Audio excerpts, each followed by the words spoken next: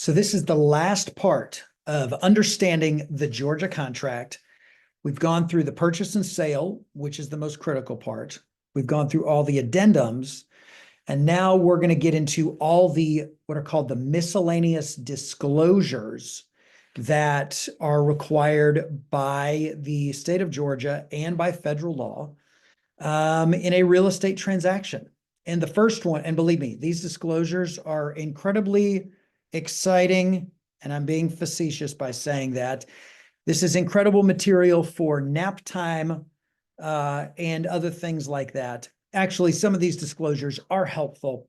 The first one is lead-based paint disclosure. So lead-based paint, this is a federal regulation where basically if you are purchasing a home that was built before 1978, you have to sign a lead-based paint disclosure that acknowledges the potential of there being lead-based paint on the property. I don't know all the details as to how this regulation worked. There was probably some kid eating paint chips in a house and got sick one day, and then there were lawsuits, and now we got to sign these disclosures. I don't know. But essentially, this form is required by law for anybody selling a property, buying a property, renting a property, or leasing a property out in the United States. And it basically says that either the seller does or does not have record of lead-based paint on the property. And then it says that the buyer acknowledges that they've received or not received any of that information. And the real thing is that my broker and federal law wants you to be aware of what lead-based paint is. That's why this pamphlet is going to be included with the documents that I send you. You got a copy right here. What is lead-based paint? How does it work? It's from the EPA.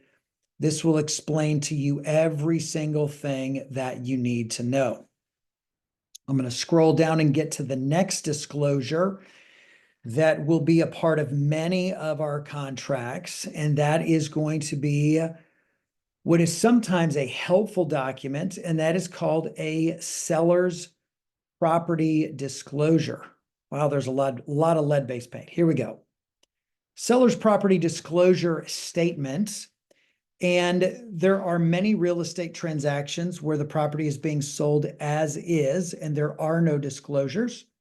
But there are also many real estate transactions where the seller does go through and fill one of these out. And this is basically where a seller discloses to you what they do and do not know about the house, when it was built, how long has it been vacant, what do they know about any fees or assessments? What do they know about any structural work that was done? What do they know about the HVAC, the hot water heater, the roof, the sewer, all these different type things. And so this obviously as a seller, helps to inform a potential buyer about what is known. And then a buyer is going to obviously do their own due diligence with their own property inspector. But I've been a part of many transactions where it's just helpful to know that the seller replaced the roof 3 years ago. So we really don't have to have our building inspector guess the age of the roof. We kind of know that information. Seller is able to put any major repairs that were done on the house or information about helpful repairs that were done on the house in this document. Now, a document that accompanies this often is a document called a community disclosure, a community association disclosure. If you live in a community with no HOA, this document is irrelevant. But if you live in a subdivision or a apartment complex or a townhome complex where there is an association, this is where a seller would put this information together for a buyer to understand what the association looks like. And it's very simple. Some associations are mandatory. Some of them are not. Some of them have rental restrictions. Some of them don't. What is the annual assessment? Is it $1,000 a year? Is that paid monthly? Is it paid quarterly? How's that paid? You break that information down. Are there any special assessments? Was there a large retaining wall in the community that fell down and now everybody has to chip in an extra $2,000 to rebuild the landscaping? Whatever. Obviously, this gives categories for all types of information so that buyer and seller can be on the same page about what the HOA is and what the details of the community are. Couple of other disclosures that are required. So I work for eXp Realty, large national brokerage, 80 to 90,000 agents.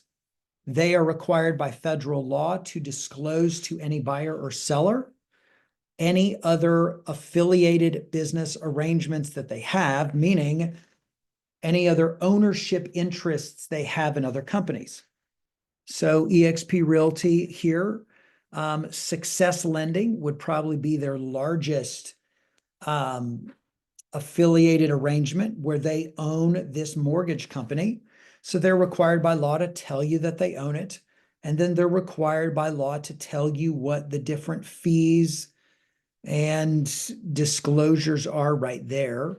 If you're not using Success Lending, this document is nothing more than just a large company telling you what they own, and that's that. I have been a part of transactions where both brokerages are required to disclose what they own. And so you may sign a disclosure of affiliated business arrangement for both the buyer's broker and the selling broker. That's not uncommon.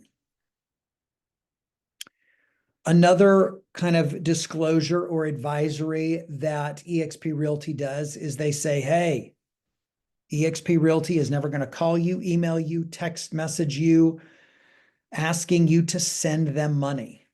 Never going to ask you to wire them money. And this is just because there is a little bit more wire fraud going on than has been in the past.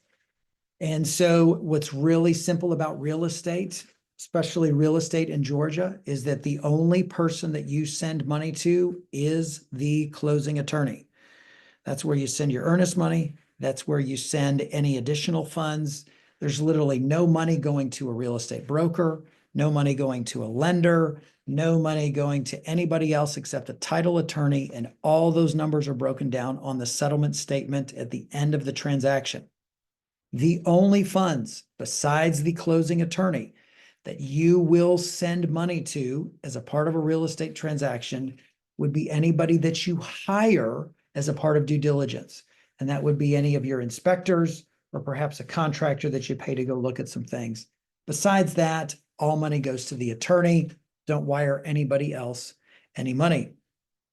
And then one more kind of disclosure for those of you who are looking to get deep into the weeds about how agency works between broker and agent and buyer and seller, and what are the different ways that, agent and broker and buyer and seller can work together. This gives even more legalese in the state of Georgia about how all that can work.